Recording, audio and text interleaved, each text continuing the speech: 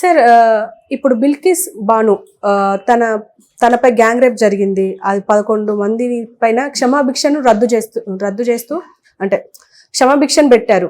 దాన్ని సుప్రీంకోర్టు రద్దు చేస్తూ ఇలా తీసుకొచ్చింది. మరి దాన్ని ఏమంటారు? బిల్కిస్ బాను అనేది దేశాన్ని కుదిపేసిన ఒక సంఘటన. ఇది 2002లో జరిగింది. అంటే అంతకుముందు గుజరాత్లో ఏంటంటే గోద్రా ట్రైన్ ఇన్సిడెంట్ జరిగింది. ఆ incident burning of the Godhra ట్రైన్లో హిందువులు చనిపోయారు. సరే, అది ఎలా జరిగింది అనేది ఇప్పుడు దీనికి సంబంధించింది కాదు. సో ఆ సంఘటన తర్వాత ఒక్కసారిగా ముస్లిముల మీద విపరీతంగా హిందూ మతోన్మాద శక్తులు విరుచుకుపడి గుజరాత్లో ఒక మారణ హోమాన్ని క్రియేట్ చేశాయి. అందులో భాగంగా బిల్కిస్ బాను అనే ఒక ఆమె, వాళ్ళది వచ్చి రందీపూర్ అనే ఒక విలేజ్ దహోడ్ జిల్లాలో గుజరాత్లో. ఆ విలేజ్కి 30-35 మంది సాయుధ మోకలు వెళ్ళి అటాక్ చేసి అందులో వీళ్ళ ఇంటి మీదకి వెళ్ళి వీళ్ళ ఇంట్లో వీళ్ళ 2 ఏళ్ల కూతురుతో పాటు 14 మందిని చంపింది ఈ మోక మొత్తంగా. అందులో వీళ్ళ ఫ్యామిలీ మెంబర్స్ అందరూ ఉన్నారు, సిస్టర్ ఉన్నారు, బ్రదర్ ఉన్నారు, అందరూ ఉన్నారు. సో మొత్తంగా 14 మందిని ఓచకోత కోసి చంపారు. దాంతోపాటు ఈమె మీద ఈ 11 మంది సామూహిక అత్యాచారం చేశారు. ఆ టైంలో ఈమె 5 నెలల ప్రెగ్నెంట్ కూడా, గర్భిణి. సో ఇది దేశాన్ని కుదిపేసిన సంఘటన అప్పట్లో. సో దీని తర్వాత ఆమె, ఇది వచ్చి మార్చి 3, 2002లో జరిగింది. మార్చి 4వ తేదీ ఆమె ఫిర్యాదు చేసింది పోలీస్ స్టేషన్లో. చేస్తే మొత్తం వ్యవస్థ అంతా కుమ్మక్కైంది. పోలీసులు, డాక్టర్లు, పంచనామా చేసిన డాక్టర్లు అందరూ కుమ్మక్కై దీంట్లో ఎటువంటి సాక్ష్యాధారాలు లేవని ఈమె ఫిర్యాదుని పోలీసులు రిజెక్ట్ చేశారు. దాంతో ఈమెకేం చేయాలో తెలియక నేషనల్ హ్యూమన్ రైట్స్ కమిషన్ని ఆమె మార్చి 27వ తేదీ నేషనల్ హ్యూమన్ రైట్స్ కమిషన్కి ఆమె అప్పీల్ చేసింది. నేషనల్ హ్యూమన్ రైట్స్ కమిషన్ సుప్రీంకోర్టులో పిటిషన్ వేసింది. ఇక్కడ గుజరాత్లో న్యాయం జరిగే అవకాశం లేదు. గుజరాత్లో మొత్తం పోలీసులు కూడా ఈ మారణ హోమంలో పార్టిసిపేట్ చేశారు. సో బీజేపీ అండ్ హిందుత్వ సంఘాలైన వైహెచ్పి కావచ్చు, బజరంగ దళ్ కావచ్చు, ఇవన్నీ కుమ్మక్కైపోయినాయి. కాబట్టి ఇక్కడ ఇన్వెస్టిగేటింగ్ ఏజెన్సీస్ ఏవి కూడా ఇండిపెండెంట్గా వర్క్ చేసే పరిస్థితి లేదు. అందుకని ఈ రాష్ట్రం మీద నమ్మకం లేదు అని సుప్రీంకోర్టుకి ఎన్హెచ్ఆర్సీ వెళ్ళింది. ఆగస్టు 2, 2003 సుప్రీంకోర్టు ఈ కేసుని ముంబై అంటే మహారాష్ట్ర హైకోర్టుకి ట్రాన్స్ఫర్ చేసింది. సిబిఐ ఎంక్వైరీకి ఆదేశించింది. సో సిబిఐ దీని మీద విచారణ జరిపి జనవరి 21, 2008 ఈ 11 మందిని అత్యాచారం కేసులో ఇంకొక 12 మంది, అందులో 5 మంది పోలీసులు, 2 డాక్టర్లు కూడా ఉన్నారు. 7 మందితో పాటు ఇంకొంతమంది, మొత్తం 12 మంది ఈ హత్యాకాండలో పార్టిసిపేట్ చేసినట్టుగా ఆధారాలతో సహా సిబిఐ కోర్టు స్పెషల్ కోర్టుకి పెట్టింది. దాని తర్వాత స్పెషల్ కోర్టు జనవరి 21, 2008 ఈ మొత్తం 11 మందికి కాను లైఫ్ ఇంప్రిజన్మెంట్. ఇండియాలో చాలామందికి తెలియంది ఏంటంటే లైఫ్ ఇంప్రిజన్మెంట్ అంటే అర్థం లైఫ్ ఇంప్రిజన్మెంటే అంటే జీవితాంతం ఉండాల్సిందే. చాలామంది ఏమనుకుంటారంటే 14 ఏళ్ళకి బయటకు రావచ్చు అనుకుంటారు. లైఫ్ ఇంప్రిజన్మెంటే 14 ఇయర్సే కదా అని అడిగేవాళ్ళని నేను చాలామందిని చూస్తాను, హైలీ ఎడ్యుకేటెడ్ కూడా. ఎందుకంటే ఈ అభిప్రాయం ఎందుకు ఉంటుందంటే జనరల్గా 14 ఏళ్ల తర్వాత సినిమాల్లో మనకు చూపిస్తారు, 14 ఏళ్ల తర్వాత వాళ్ళు బయటకు వచ్చేస్తుంటారు. ఇది మిస్కాన్సెప్షన్ అనమాట. యావజ్జీవ కారాగార శిక్ష అంటే 14 ఏళ్ళే అని నమ్మేవాళ్ళు చాలామంది ఉన్నారు. నిజానికి 14 ఏళ్ళు కాదు. ఇండియాలో యావజ్జీవ కారాగార శిక్ష అంటే చనిపోయే వరకు అక్కడ ఉండాల్సిందే, ఆ మనిషి చనిపోయే వరకు. దాన్ని యావజ్జీవ కారాగార శిక్ష అంటారు. కాకపోతే ఏంటంటే 14 ఏళ్ల తర్వాత జనరల్ ఆమ్నెస్ట్ అని, రెమిషన్ అని రకరకాల పేర్లతో పిలుస్తారనమాట. ఒక స్టేట్ గవర్నమెంటు 14 ఏళ్ల తర్వాత జైలు అధికారులు ఎప్పటికప్పుడు అక్కడున్న ఖైదీల్ని అసెస్ చేస్తారు. అంటే వీళ్ళు సత్ప్రవర్తన కలిగి ఉన్నారా లేదా అనే దానికి కొంత క్రైటీరియా ఉంటుంది. వాళ్ళు రోజు ఇచ్చిన పని కరెక్ట్గా చేయడం, గొడవలు లేకుండా ఉండడం, ఒకవేళ వాళ్ళకి పెరోల్ ఉంటే కరెక్ట్ టైం మళ్ళీ వెనక్కి రావడం, ఇలాంటి అనేక పారామీటర్స్లో అసెస్ చేసి గవర్నమెంట్కి రికమెండ్ చేస్తారు. ఈ ఖైదీలు సత్ప్రవర్తనతో ఉండాలి, వీళ్ళకి శిక్షాకాలం తగ్గించి బయటకు వదిలేయచ్చు. దాన్ని రెమిషన్ అంటారు. రెమిషన్ అంటే శిక్షాకాలాన్ని తగ్గించేసి బయటికి పంపించదు. జనరల్గా మన ఇండిపెండెన్స్ డేకి కానీ రిపబ్లిక్ డేకి కానీ ఇలాగా కొంతమంది ఖైదీల్ని పంపిస్తూ ఉంటారు బయటికి. అందువల్ల 14 ఏళ్ళకి పంపిస్తారు కాబట్టి చాలామంది 14 ఏళ్ళకి అనుకుంటారు. నిజానికి 30 ఏళ్ళుగా ఖైదీలుగా ఉన్నవాళ్ళు అనేక మంది నాకు కూడా పర్సనల్గా కూడా తెలుసు. ఇప్పుడు ఫర్ ఎగ్జాంపుల్ మన చిలకలూరిపేట బస్సు దగ్ధం కేసు ఒకటి ఉంది. 23 మంది ఆ బస్సు దగ్ధంలో చనిపోయారు 93లో.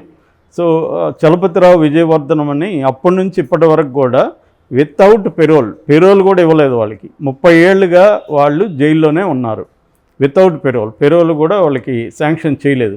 అంత కఠినంగా శిక్ష అమలు చేశారో ఆ ఇద్దరికి. ఒక ఎగ్జాంపుల్కి చెప్తున్నా, ఇలాంటి మంది చాలామంది ఉన్నారు దేశంలో.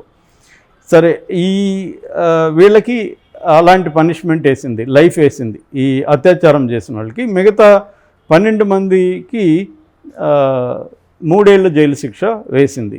దీని మీద వీళ్ళు బాంబే హైకోర్టుకి వెళ్ళారు.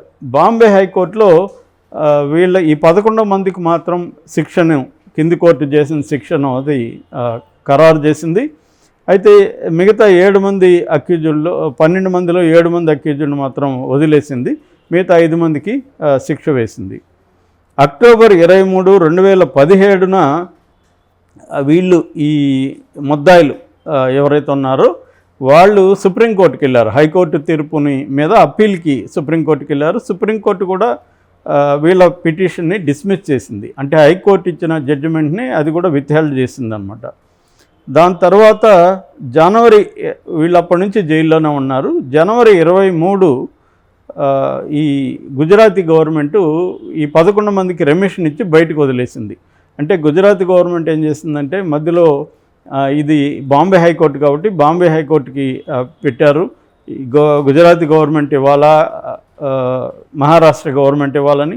దాని మీద సుప్రీంకోర్టుకి వెళ్తే సుప్రీంకోర్టు గుజరాత్ గవర్నమెంట్ ఇవ్వచ్చు అని సుప్రీంకోర్టు చెప్పింది. సో ఆ ప్రకారంగా వీళ్ళ కమిటీని ఫామ్ చేశారు. ఆ కమిటీలో కూడా బీజేపీ ఎమ్మెల్యేలు, బీజేపీ నాయకులే ఉన్నారనేది ఒక విమర్శ ఇప్పుడు రాజకీయంగా.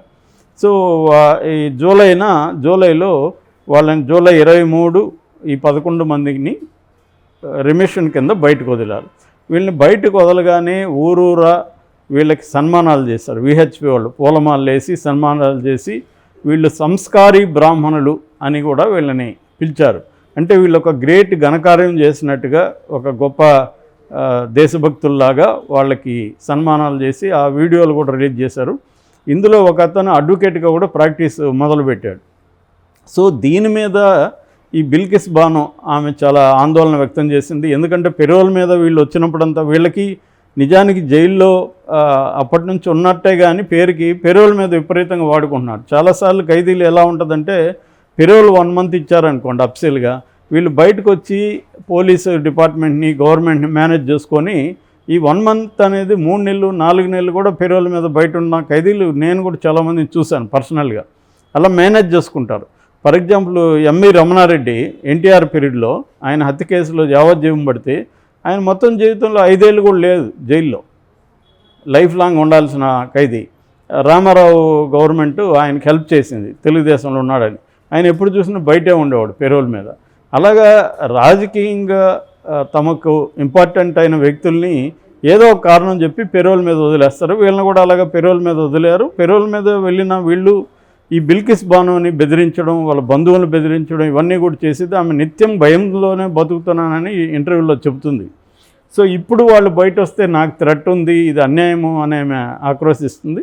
దాంతో ఆమె సుప్రీంకోర్టుని అప్రోచ్ అయింది. సుప్రీంకోర్టు ఇప్పుడు ఏం చెప్పిందంటే గతంలో సుప్రీంకోర్టు ఇచ్చిన తీర్పు కూడా తప్పు, అయితే సుప్రీంకోర్టు అలాంటి తీర్పు ఇవ్వడానికి సుప్రీంకోర్టుని మిస్గైడ్ చేశారు అనేది కూడా ఇప్పుడు సుప్రీంకోర్టు చెప్పింది.